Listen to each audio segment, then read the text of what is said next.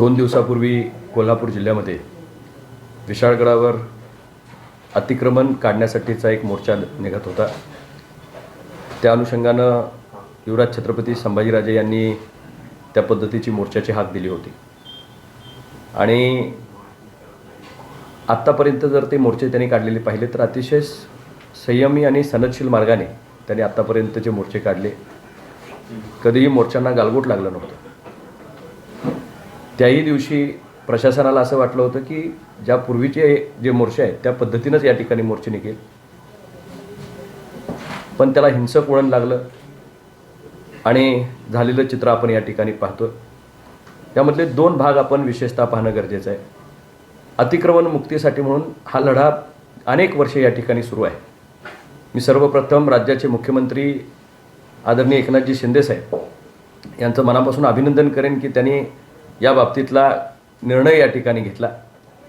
न्यायप्रविष्ट बाब आहे असं सांगत खऱ्या अर्थानं हे भिजत गोंगडं ठेवायचं काम प्रशासनाच्या वतीनं अनेक वर्षे या ठिकाणी चालू होतं, दिशाभूल करण्याचं काम चालू होतं। पण या आंदोलनाच्या झालर या ठिकाणी लक्षात आल्यानंतर स्वतः मुख्यमंत्र्यांनी यामध्ये लक्ष घातलं आणि ज्या पद्धतीनं प्रतापगडचं या ठिकाणी अतिक्रमण गडकिल्ल्यांचं सन्माननीय मुख्यमंत्र्यांच्या पुढाकारानं संपुष्टात आलं, त्याच पद्धतीनं आज विशाळगडसुद्धा मोकळा श्वास घेतोय। आणि सर्व शिवप्रेमींच्या वतीनं मी मनापासून पहिल्यांदा एकनाथजी शिंदे साहेब यांचं मनापासून अभिनंदन करतो। संभाजीराजेंनी जी हातामध्ये या ठिकाणी काम घेतलं होतं, आज त्याच्यावर काही लोक टीका करत आहेत। मी त्याच्या खोलमध्ये या ठिकाणी जाणार नाही, पण मी एवढंच सांगेन की संभाजीराजेंचं आजपर्यंतचं कोणतंही आंदोलन हे हिंसक वळणावर गेलेलं नाही आणि आत्ताचंही आंदोलनामध्ये त्यांनी कुठेही हिंसक वळण लावावं अशा पद्धतीची हाक दिली नव्हती। हे जे एलिमेंट्स आहेत हे नेमके कोण आहेत याचे खऱ्या अर्थानं शहानिशा झाली पाहिजे। जो झालेला प्रसंग आहे याचं समर्थन कुणीच करणार नाही। त्या झालेल्या प्रसंगाच्या बाबतीत आम्हीही त्या गोष्टीचं समर्थन करणार नाही। मी खासदार म्हणून किंवा या पक्षाचा प्रतिनिधी म्हणून सुद्धा निश्चितच अतिक्रमण जे निघालं याच्या बाबतीतलं आमच्या सर्वांचं समर्थन आहे आणि सर्व शिवभक्तांच्या वतीनं मी सन्माननीय मुख्यमंत्र्यांचं या ठिकाणी त्याच्या बाबतीतला आभार या ठिकाणी व्यक्त करतो। त्याचबरोबर कालच आपण प्रेस कॉन्फरन्स पाहिली असेल की इम्तियाजी जलील यांनी कोल्हापूरच्या बाबतीत, कोल्हापूरच्या जातीय सलोख्याच्या बाबतीत किंवा एकंदरीतच या ठिकाणी समाजाच्या वितुष्ट यावे अशा पद्धतीचं या ठिकाणी स्टेटमेंट्स काही केले। माझे काही प्रश्न आहेत। त्यांनी काल बोलत असताना खरं तर हे प्रश्न काँग्रेसला त्यांनी उपस्थित केलेत। ते म्हणत असताना म्हणले की पक्षाच्या लोकांनी आमच्यासमोर मताची भीक मागितली आणि म्हणून आमच्या भिकेच्या जीवावर तुम्ही त्या ठिकाणी खासदारकीपर्यंतची मजल मारलीत अशा पद्धतीचं या ठिकाणी दिल्लीला तुम्ही गेलात अशा पद्धतीचा उल्लेख त्यांनी त्या ठिकाणी केला। निश्चितच लोकशाहीमध्ये मताचा दान मागणं हे प्रत्येक लोकप्रतिनिधीचं कर्तव्य आहे। त्या अनुषंगानं एका समाजाचं कोणी मत मागत नाही तर संपूर्ण व्यवस्थेचं या ठिकाणी मतदान त्या व्यवस्थेमध्ये होत असतं। जलीलनी जे या ठिकाणी स्टेटमेंट केलं हे खऱ्या अर्थानं कोल्हापूरच्या गादीचा अवमान नाही का? त्यावेळी तुम्ही त्याच्या बाबतीत आक्षेप घेतला नाही का? फक्त मताचा आणि इलेक्टोरियल पॉलिटिक्स या ठिकाणी डोळ्यासमोर ठेवून आपण खऱ्या अर्थानं काय करावं लागलं आहे याचीही या ठिकाणी इलेक्शन आपण लोकसभेची नुकतीच पाहिली तर प्रत्येक गोष्टीला गादीचा अवमानाशी जोडण्याचं काम गेल्या 2 महिन्यापूर्वीपासून या ठिकाणी सुरू होतं। पण काल जे जलील बोलले त्याच्यावर काँग्रेसचं एकही स्टेटमेंट त्या ठिकाणी आलेलं नाही, कारण त्यांना मतावर डोळा ठेवून या ठिकाणी राजकारण करत आहे। वास्तव वस्तुस्थितीवर या ठिकाणी त्यांना बोलायचं नाही। ही झालेली घटना दुर्दैवी आहे, पण कोल्हापुरात दसरा चौकात झालेली जी घटना होती त्याच्यावर सुद्धा काँग्रेस का बोललं नव्हतं? काँग्रेसमध्ये या ठिकाणी त्याच्या बाबतीत काय नेमकी परिस्थिती होती? लहान मुली त्या ठिकाणी बसमधनं जात असताना त्यांच्यावर झालेली दगडफेक, कुठल्या समाजाचं मी नाव त्या ठिकाणी घेत नाही, पण कुठलाही समाज असू दे, या बाबतीत या ठिकाणी वाक्यसुद्धा या ठिकाणी त्या ठिकाणी काढलं आलं नव्हतं। निश्चितच ही सगळी भूमिका ही फक्त इलेक्टोरियल पॉलिटिक्स डोळ्यासमोर त्या ठिकाणी चालू आहे। आजसुद्धा त्या परिस्थितीमध्ये गेल्यानंतर हिंदू बांधवांना तिथं असणाऱ्या सरसकट अतिरेकी आहे म्हणणं हे किती योग्य आहे? कारण जर समजा तिथं असणारा सर्वसामान्य माणूस हा तो श्वास मोकळा घ्यावा गड याच्यासाठी या ठिकाणी नाही, काही जे या ठिकाणी चुकीच्या गोष्टी केल्या असतील त्यांच्या बाबतीत मी बोलत नाही, पण जे सगळे शिवप्रेमी त्या ठिकाणी गेले होते हे काय अतिरेकी होते का? ज्याने आंदोलन केलं ते काय अतिरेकी होते का? निश्चितच या सगळ्या बाबतीतला या ठिकाणी उत्तर काँग्रेस पक्षाला भविष्यामध्ये या ठिकाणी द्यावं लागेल आणि हे होत असताना एक सेट पॅटर्न याच्या पाठीमागचा आपण या ठिकाणी थोडा दिसतो का हेही बघायला हरकत नाही। संभाजीराजे जाण्यापूर्वीच त्या ठिकाणी या पद्धतीचा हल्ला खालच्या गावांवर या ठिकाणी झाल्याचं चित्र आपण या ठिकाणी बघण्यात आलं. हे हल्ला होण्याचं कारण नेमकं काय होतं आणि कशामुळे या ठिकाणी हे हल्ले झाले आणि कुणी केले याच्या खोलामध्ये सखोल चौकशी त्याची झाली पाहिजे. तशा पद्धतीचे निर्देश सन्माननीय मुख्यमंत्र्यांनी सुद्धा प्रशासनाला त्या ठिकाणी दिलेत. आणि माझी एवढीच विनंती राहील की जे काही या ठिकाणी त्याच्या बाबतीत दोषी आहेत त्यांना त्याचे या ठिकाणी त्याची कारवाई झाली पाहिजे. पण जे लोक त्यामध्ये इन्व्हॉल्व नव्हती त्यांच्यावर चुकीचे गुन्हे दाखल होऊ नयेत याचीही खबरदारी या ठिकाणी शासनानं घेणं गरजेचं आहे. प्रशासनाला सुद्धा माझी ती विनंती राहील. आज ती झालेली प्रसंग आणि त्याच्यानंतर महाराष्ट्रभर या ठिकाणी कोल्हापूर जिल्ह्याचं होत असलेली चर्चा यामध्ये मी स्वतः या ठिकाणी 2-3 दिवस याची वाट बघत होतो की हे थोडंसं शांत झाल्यानंतर लोकांनी त्यामध्ये जाणं अपेक्षित होतं. 144 कलम तिथं या ठिकाणी चालू आहे. पण हे कलम चालू असताना सुद्धा काही लोक तिथं जाण्याचा प्रयत्न करत आहेत. लोकांना तिथंपर्यंत जाऊन काहीतरी आपण वेगळं करतो या दाखवण्याचा प्रयत्न त्या ठिकाणी करत आहेत. आपण कायदा आणि सुव्यवस्था राखण्यासाठी म्हणून सगळ्यांनी त्याचा पहिला मार्ग लावला पाहिजे. मी निश्चितच झालेल्या घटनेचं समर्थन करत नाही, पण अतिक्रमण निघालंच पाहिजे ह्याबरोबर शिवसेना पक्ष आणि आम्ही असणारे सर्व शिवसैनिक किंवा शिवभक्त एकसंघपणे या विषयाच्या पाठीशी होतो आणि आहे. या ठिकाणी संभाजीराजेंनी जो मोर्चा काढला हा शांतता मार्गाने काढलेला मोर्चा होता, पण त्याला गालबोट लावण्याचं काम कुणी केलं याचीही सखोल चौकशी त्या ठिकाणी झाली पाहिजे.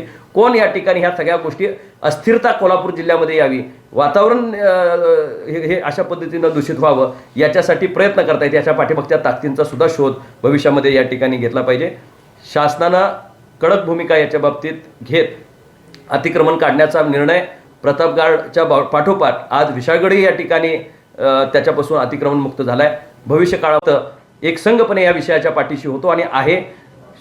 या ठिकाणी संभाजीराजेंनी जो मोर्चा काढला हा शांतता मार्गाने काढलेला मोर्चा होता, पण त्याला गालबोट लावण्याचं काम कुणी केलं याचीही सखोल चौकशी त्या ठिकाणी झाली पाहिजे. कोण या ठिकाणी ह्या सगळ्या गोष्टी अस्थिरता कोल्हापूर जिल्ह्यामध्ये यावी, वातावरण हे अशा पद्धतीनं दूषित व्हावं याच्यासाठी प्रयत्न करतायत. याच्या पाठीमागच्या ताकदींचा सुद्धा शोध भविष्यामध्ये या ठिकाणी घेतला पाहिजे. शासनानं कडक भूमिका याच्या बाबतीत घेत अतिक्रमण काढण्याचा निर्णय प्रतापगडच्या पाठोपाठ आज विशाळगडही या ठिकाणी त्याच्यापासून अतिक्रमण मुक्त झालाय. भविष्य काळामध्ये महाराष्ट्रातले सर्व गडकोट किल्ले यातनं अतिक्रमण मुक्त होतील याच्यासाठी म्हणून या ठिकाणी महाराष्ट्र शासनानं मोहीम हाती घ्यावी ही सर्व शिवप्रेमींची या ठिकाणी त्याच्या पाठीमागची इच्छा आहे. आणि सर्व शिवप्रेमींना अतिरेकी म्हणणं खऱ्या अर्थानं त्याचं चिंतन ज्यांनी म्हटलंय त्यांनी या ठिकाणी करावं लागेल. कारण हा शिवछत्रपतींचा राजर्षी शाहू महाराजांचा हा कोल्हापूर जिल्हा आहे. हा संयमी आहे, पण तितकाच परखडतेनं चुकीला माफी न देणार आहे. आपण जर या ठिकाणी पाहिलं तर मागच्या इतके दिवस या ठिकाणी हे भिजत घोंगडं पडल्यामुळे आज ही परिस्थिती या ठिकाणी तिथं झालेली आपल्याला या ठिकाणी दिसते. हे गेले अनेक वर्षाचं दुखणं आज महाराष्ट्राचे मुख्यमंत्री एकनाथजी शिंदे साहेबांनी त्याच्यामध्ये लक्ष घातलं आणि आज त्याचा पॉझिटिव्ह निर्णय या ठिकाणी झालाय हे आपल्याला या ठिकाणी बघायला मिळतं. गेल्या 5 वर्षांमध्ये सुद्धा तुम्हीच खासदार होता. तुम्ही त्या काळामध्ये अतिक्रमण होतं ते काढण्यासाठी काय पाठपुरावा केला होता काय? आम्ही जे 15 आता हे जे आपण म्हटलं त्या पद्धतीनं अतिक्रमण काढण्याबाबतीतल्या आमचा पाठपुरावा सातत्यानं सुरू आहे. तिथं असणारे लोक सुद्धा वारंवार या ठिकाणी याच्या बाबतीतला येणारा वर्ग कायमपणे शिवभक्त याच्या बाबतीतली तक्रार त्या ठिकाणी करत होतो. अनेक मिटिंग्स आमच्या या बाबतीतल्या कलेक्टर ऑफिसला यामध्ये झालेल्या आहेत. पूर्वीच्या कलेक्टरांच्या बरोबर सुद्धा त्या ठिकाणी या बाबतीतल्या मिटिंग झाल्या. वारंवार आम्हाला हे सांगण्यात येत होतं की यामध्ये कायदेशीर अडथळे आहेत. दिशाभूल करण्याचा प्रयत्न त्यामध्ये या ठिकाणी झाला. जर कायदेशीर अडचणी त्या काळामध्ये होत्या तर मग आता हे अतिक्रमण कसं काढलं? त्यामध्ये असणाऱ्या कोर्टामध्ये केसेस असणाऱ्या 6 लोकांच्या केसेस आहेत. एकूण 158 अशा पद्धतीचे अतिक्रमण वर तिथं असताना 6 केसेसच्या नावाखाली इतके दिवस बाकी सगळ्यांना संरक्षण देण्याचं काम या निमित्तानं या ठिकाणी होत होतं. निश्चितपणे आम्ही जो पाठपुरावा करत होतो त्याला आज जे होऊ शकलं हे खऱ्या अर्थानं जनरेट्यामुळे या ठिकाणी होऊ शकलं. संभाजीराजेंनी आंदोलनाची हाक त्या ठिकाणी दिली, ते तिथंपर्यंत गेले. मुख्यमंत्र्यांच्याकडे त्यांनी गुहार लावली. मुख्यमंत्र्यांनी त्यांना होकारात्मक सकारात्मक अशा पद्धतीचा प्रतिसाद दिला आणि म्हणून खऱ्या अर्थानं मुख्यमंत्र्यांनी घेतलेल्या निर्णयाचं फलित म्हणून काल या ठिकाणी अतिक्रमण निर्मूलन झालेलं आहे. महाविकास आघाडी त्या ठिकाणी घटनेवरून आलेला आहे. अक्षरशः पत्रकारांना चाकूचा धाक सुद्धा दाखवण्यात आला. ही जी आहे ही खऱ्या अर्थानं तुम्ही जे म्हणता शिवभक्त अशा पद्धतीनं कधीच वागत नाही. आपण जर बघितलं तर सातत्यानं कित्येक आंदोलनं महाराष्ट्रामध्ये असणारे कित्येक मोर्चे सातत्यानं या ठिकाणी काम करतात. तो संयमी सनदशील मार्गानं काम करणारा या ठिकाणी शिवभक्त आहे. आणि हेच आंदोलन याच्यापूर्वी सुद्धा या ठिकाणी बऱ्याच वेळा तिथं झालंय, पण कायदा सुव्यवस्था कधीही या ठिकाणी बिघडू दिलेली नाही. संभाजीराजेंच्या नावावर सुद्धा काही लोक या ठिकाणी त्याला मीटर फाडायचं काम करतायत, पण संभाजीराजेंनी कधीही अशा पद्धतीनं हिंसक वळण त्याला लागेल अशा पद्धतीची वक्तव्य केलेली नाही. ते आक्रमक होते. आक्रमक होणं एका बाजूला आणि हिंसक होणं एका बाजूला, चेतावणी देणं एका बाजूला. आज संभाजीराजेंची जर तुम्ही पूर्वीपासूनच्या सगळ्या प्रेस कॉन्फरन्स मी ऐकलेत, आपणही या ठिकाणी त्या प्रेस कॉन्फरन्सेस घेतलेत, चेतावणी त्यांनी तशा पद्धतीनं चितावखोर काही केलं नव्हतं. त्यांना फक्त अतिक्रमण जे आहे ते सर्व या ठिकाणी असणारे एका जातीचं किंवा धर्माचं तिथं अतिक्रमण नाही. अतिक्रमण हे विविध लोकांचं त्या ठिकाणी आहे, सर्व धर्मियांचं अतिक्रमण त्यामध्ये आहे, ती काढावी हीच त्यांची भूमिका होती. आता त्याला काही लोकांना संभाजीराजेंना अडचणीत आणायचं आहे का, काही लोकांना सरकारला अडचणीत आणायचं आहे का, काही लोकांना त्याच्या पाठीमागनं राजकीय पोळी स्वतःची बांधून घ्यायची आहे का, काही लोकांना त्याचा पुरस्कार करायचा आहे का. नाही, मी असं कोणाला पुरस्कृत म्हणणं हे गैर होईल. जबाबदार माणसांनी जबाबदारीने बोललं पाहिजे, पण याच्या पाठीमागं बाकी राजकीय वास येतो हे नक्की. हे सुरू झाली, गुन्हे दाखल व्हायचे, 90 दिवसांनी चार्जशीट दाखल आणि त्याच्यावरती केस आहे. तुम्ही जी सातत्यानं मागणी करताय की सखोल तपास झाली पाहिजे, की होण्यासाठी तुम्ही काय करणार? नाही, मी स्वतः आता मुख्यमंत्र्यांची भेट, मुख्यमंत्री आता दौऱ्यावर येत आहेत आमची. परवाही माझं फोनवर त्यांच्याशी ब्रीफिंग या बाबतीतलं झालं. प्रशासनाशी माझा कायम कंटिन्युअस डायलॉग त्या ठिकाणी सुरू आहे. माझा प्रयत्न असा आहे की पहिल्यांदा हे अशांतता संपली पाहिजे, स्थिरता निर्माण झाली पाहिजे, मानसिक स्वास्थ्य जिल्ह्याचं परत प्रस्थापित झालं पाहिजे आणि कटुता एकमेकाच्या मनामध्ये न राहता ही मोहीम अतिक्रमण काढण्याची मोहीम होती, धर्माच्या विरोधातली मोहीम नाही. हे पहिल्यांदा महाराष्ट्रामध्ये संदेश क्लिअर गेला पाहिजे. कोल्हापूर जिल्ह्याचा सामाजिक एकोपा अखंड आहे, एकसंघ आहे, ह्या बाबतीतला मेसेज सगळ्यांनी एकत्रपणे दिला पाहिजे. समाजामध्ये वितुष्ट कुठेही नाही. एखाद्या बाबतीमध्ये तिथं असणाऱ्या अतिक्रमणाच्या बाबतीत कुठल्याही समाजानं माझ्या समाजाचा आहे म्हणायचं कारण नाही. तो गड किल्ला संरक्षित राहिला पाहिजे, चांगलं तिथलं राहिलं पाहिजे, तिथली असणारी गलिच्छ व्यवस्था सुधारली गेली पाहिजे. याच्यासाठी म्हणून या ठिकाणी संभाजीराजे प्रयत्न करत होते आणि त्यांच्या प्रयत्नांना पॉझिटिव्ह अँगल होता. तिथं गेल्यानंतर त्याचं रूपांतर एका वेगळ्या, ते तिथं पोचायच्या आधीच त्या पद्धतीचं या ठिकाणी वातावरण घडलं. निश्चितच जे घडलं त्याचं समर्थन नाही, पण अतिक्रमण निघणं याच्या पाठीमागं सर्वांचा एकच हेतू होता आणि ते निघालेल्याचा आनंद बाकी सगळ्यांना आहे. स्थानिक आमदारांची काय भूमिका आहे, तुम्ही काय चर्चा केली त्यांच्याशी? नाही, आमदार साहेबांची अतिक्रमण निघण्याबाबतीत सगळ्यांचीच पॉझिटिव्ह भूमिका आहे. याच्या बाबतीत जी मोडतोड जाळपोळ झालेली आहे ती 4 किलोमीटर लांब असलेल्या गजापूर गावामध्ये झालेली आहे आणि त्या गजापूर गावामध्ये जी नासधूस झालेली आहे त्या नासधूस करणाऱ्यांना शाहू महाराजांनी अतिरेकी म्हटलं असावं अशा पद्धतीचं सुद्धा त्यांनी त्याची क्लॅरिटी आणावी लागेल. कारण त्यांनी म्हणत असताना शिवभक्तांच्या बाबतीत त्यानं प्रश्न विचारला होता, हे आलेले कोण होते. त्या माणसाचा जर बाईट पाहिला तर तो विचारत होता हे आलेले कोण होते. मग ते सरसकट आलेल्यांच्या बाबतीत चर्चा करत होता की कोणा स्पेसिफिक विषयाच्या बाबतीत करत होता याची क्लॅरिटी नाही. पण जर शिवभक्तांना सर्वसकट अतिरेकी ठरवायचा या ठिकाणी त्या कक्षेमध्ये आणायचा प्रयत्न करत असतील, काही लोकांनी जी नासधूस केले त्याचं समर्थन आम्हीही करत नाही. मी आधी परत त्या ठिकाणी स्पष्ट करू इच्छितो, त्याच्याबद्दल कुणीही त्याचं समर्थन करणार नाही. पण सरसकट सर्व हिंदू समाजाला किंवा असणाऱ्या तिथं असणाऱ्या शिवभक्तांना अतिरेकी म्हणणं हे खऱ्या अर्थानं गैर आहे आणि निंदनीय आहे. 144 कलम हे आधीही होतं.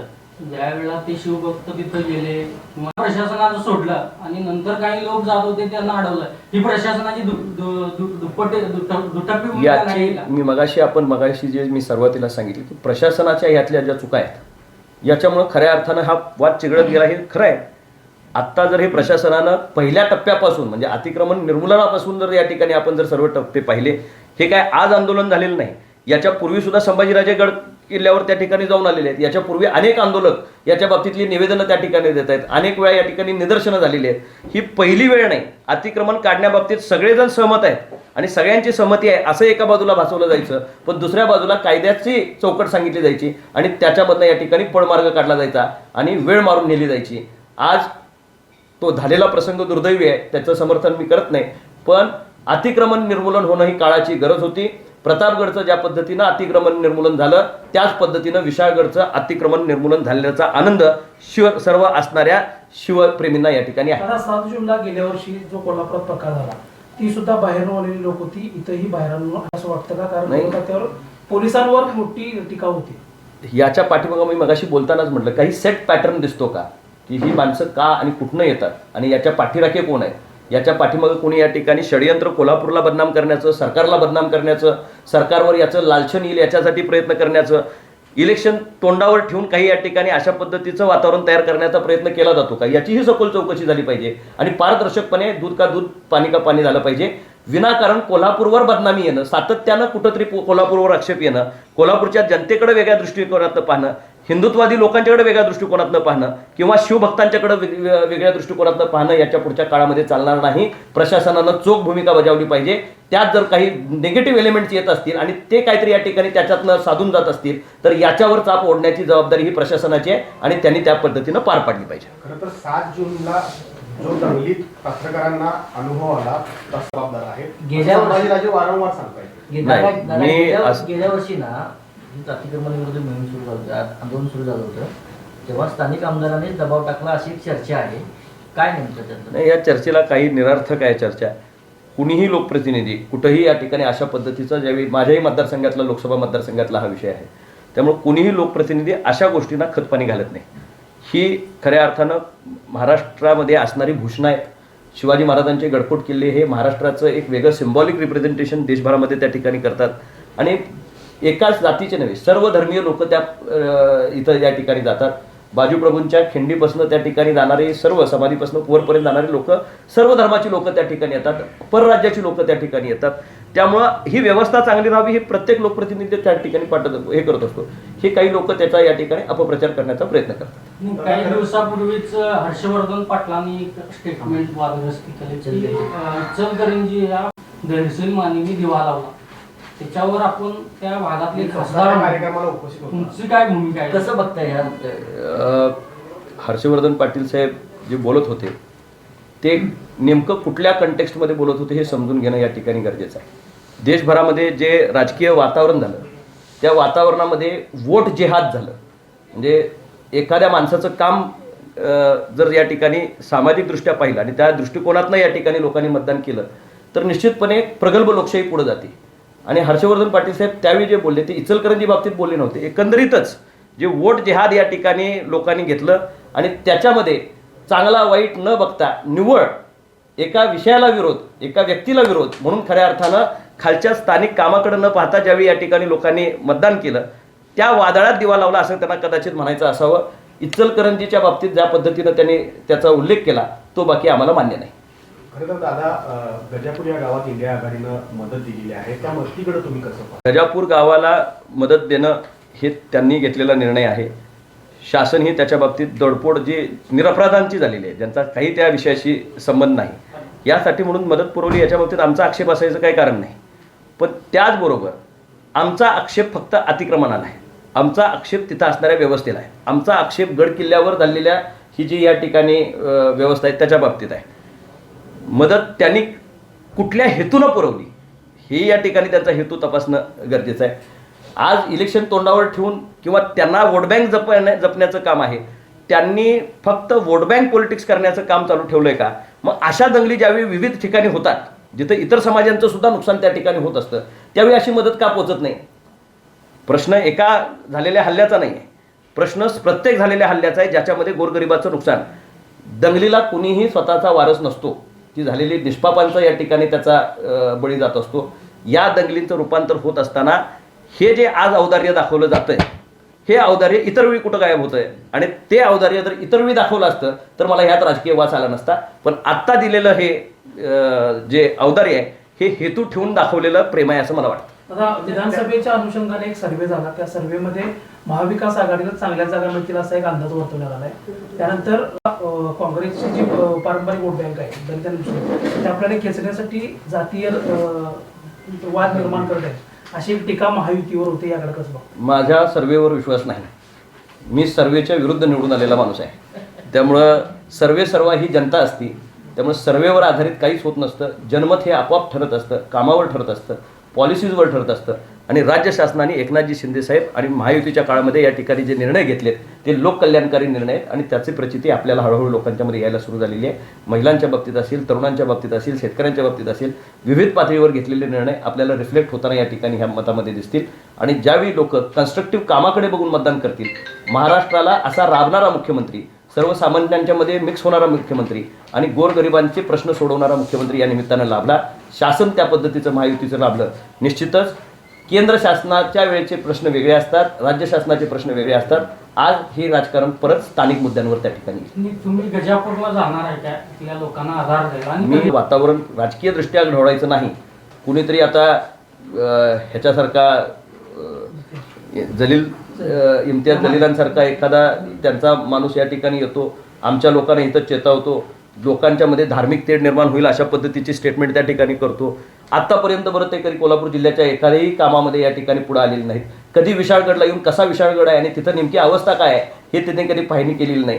पण झालेल्या प्रसंगाबाबतीत या ठिकाणी त्यांनी खेद व्यक्त करणं एका बाजूला होतं. मला आज हाच प्रश्न काँग्रेसवाल्यांना विचारायचा आहे की त्यांनी बोललेले शब्द हा गादीचा अपमान नाही का? मुसलमानांच्या जीवावर तुम्ही खासदार झालात हे म्हणणं गादीचा अपमान नाही का? तुम्ही भीक मागून आमच्याकडे या ठिकाणी खासदार झालात हे म्हणणं गादीचा अपमान नाही का? आणि हे जर गादीचा अपमान नसेल आणि जर तर त्यांना वाटत असेल आणि मताच्या राजकारणासाठी म्हणून हे सगळे अपमान सहन करायला तयार असतील तर मी निश्चितपणे सांगेन स्वाभिमान कोणी जपला असेल तर आजच्या प्रसंगाला संभाजीराजेंनी जपला. कोल्हापूरच्या राजकारण्यात दोन भूमिका दिसत आहेत, एकीकडे शाहू महाराजांच्या, एकीकडे संभाजीराजे. भूमिका आहेत अशी टीका होती. नाही, भूमिका दोन स्पष्ट दिसत आहेतच. आज जर आपण पाहिलं तर दोन्ही भूमिका ह्या विरुद्ध दिशेला आपल्याला त्या ठिकाणी दिसत आहेत. आज संभाजीराजेंनी हे आंदोलन इलेक्शन नंतर चालू केलेलं आंदोलन नव्हे, 1.5 वर्षापासून त्या मुक्तीसाठी त्या ठिकाणी ते काम करतायत. हा त्यांचा विचार आजचा विचार नव्हे. आज महाराज खासदार झाले असतील पण खासदार होण्यापूर्वी संभाजीराजेंनी हा विषय हातामध्ये घेतला आणि त्यासाठी ते प्रयत्नशील होते. आता त्याला हिंसक वळण लागल्यामुळे त्या ठिकाणी हे चर्चेला ऊत निघाला. आज त्यांच्याही लोकांना तुम्ही विचारलं तर आमचा अतिक्रमणाला विरोध नाही, म्हणजे झालेल्या प्रसंगाला विरोध आहे असं त्यांचं त्या ठिकाणी मत आहे. यापूर्वीच्या काळामध्ये पालकमंत्रीपद त्यांच्याकडेही होतं, काँग्रेस पक्षाकडे सुद्धा पालकमंत्रीपद होतं, त्याच्यापूर्वी सुद्धा सत्ता त्यांच्याकडे होते. एक दिवसाचं अतिक्रमण कधी असत नाही, वर्षानुवर्ष ते पायलप या ठिकाणी होत असतं. त्या वेळच्या परिस्थितीमध्ये ते हाताळलं असतं तर आज ही परिस्थिती निर्माण झाली नसती. काँग्रेस पक्षानं निव्वळ यातनं राजकीय गेन कसं मिळेल याच्यासाठी म्हणून या ठिकाणी जो हातास मांडलाय, पोलरायझेशन ऑफ वोट्स याच्यासाठी या ठिकाणी हातास मांडलाय. हिंदुत्ववादी मतांना अतिरेकी ठरवणं, हिंदुत्वाला अतिरेकी ठरवणं.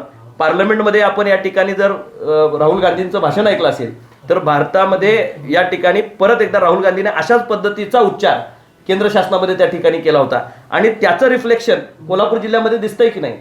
आज तेच शब्द त्यांच्या खासदारांच्या तोंडी या ठिकाणी येत आहेत. हिंदुत्वाला किंवा शिवप्रेमींना अतिरेकी म्हणण्याचा या ठिकाणी हे होतंय. खरंच आपण याच्या बाबतीत विचार करावा लागेल. जे प्रश्न या ठिकाणी इम्तियाज जलील विचारतो त्यामध्ये त्यांनी विचारलंय हे खरे वंशज आहेत का? हा प्रश्न कुणी विचारलाय? इम्तियाज जलीलनी या ठिकाणी त्यांना विचारलाय. शाहू महाराजांच्या गादीचा हा अवमान होत नाही का? वंशजाला त्यांनी त्या ठिकाणी जर चॅलेंज करत असतील आणि त्यावेळी काँग्रेसवाले फक्त मताच्या राजकारणासाठी म्हणून या ठिकाणी तोंडाला पट्टी लावून या ठिकाणी बंद खोलीत राहत असतील तर निव्वळ हे मताच्या भोवतीचं राजकारण आहे. याच्यामध्ये दुसरा तिसरा काही या ठिकाणी कोल्हापूरची ओळख ही पुरोगामी कोल्हापूर म्हणून अशी ओळख आहे मात्र ते करतायत. त्यामुळं सामाजिक ऐक्याची जी वीण आहे ती कुठेतरी सैल होती असं वाटतं. सामान्य माणसाला हे कुठंच अपेक्षित नसतं. सामान्य माणसाला हा सगळा समाज एकत्र राहावा, एकत्र गुण्यागोविंदानं राहावा, कुठंही जातीय क्लेश आणि हे होऊ नये याच्यासाठी म्हणून या ठिकाणी प्रयत्न करावेत. अशा पद्धतीचं या ठिकाणी सगळ्यांचीच मानसिकता असते आणि कोल्हापूर जिल्हा हा त्याचा रोल मॉडेल आहे. कोल्हापूर जिल्ह्यानं कायमपणे समतेचा, सामाजिक एकोप्याचा आणि सगळ्यांना बरोबर घेऊन जाण्याचा फॉर्म्युला रचला. देशाचं कॉन्स्टिट्यूशन लिहित असताना त्याचा बेस जर आपण बघितला तर कोल्हापूरच्या राजश्री शाहू महाराजांनी तयार केलेला बेस हाच खऱ्या अर्थानं भारताचा कॉन्स्टिट्यूशनचा धागा आदरणीय आंबेडकर साहेबांनी लेखणीमधनं तो या ठिकाणी संसदीय लोकशाहीमध्ये आणला. त्यामुळे the fabric of Indian constitution जे तयार झालंय ते कोल्हापूरच्या मातीतनं तयार झालंय. इथं सर्व जाती धर्म एकत्रपणे नांदतात, एकत्र राहतात. याच्यामध्ये असणाऱ्या ह्या छोट्या गोष्टी आत्ताच्या असणाऱ्या एखादी गोष्ट त्याच्यावर परिणाम करून दीर्घकाळी जाईल काय असं अजिबात मी म्हणणार नाही. एखादा प्रसंग त्या प्रसंगातनं काही वाईट असेल तर ते खड्यासारखं बाजूला काढून ठेवण्याची परंपरा आपली या ठिकाणी आहे. अशा एखादी गंभीर गोष्ट आत्ता जी घडली त्याला सुद्धा त्याच्यातनं बाहेर पडण्यासाठी म्हणून जे काय करावं लागतं ते कोल्हापूर जिल्हा निश्चितपणे करेल. पण कोल्हापूरला बाहेर न येऊन कोणी शानपण शिकवायची गरज नाही. इम्तियाज जलील साहेबांनी त्यांच्याकडे काय चाललं हे या ठिकाणी पाहावं.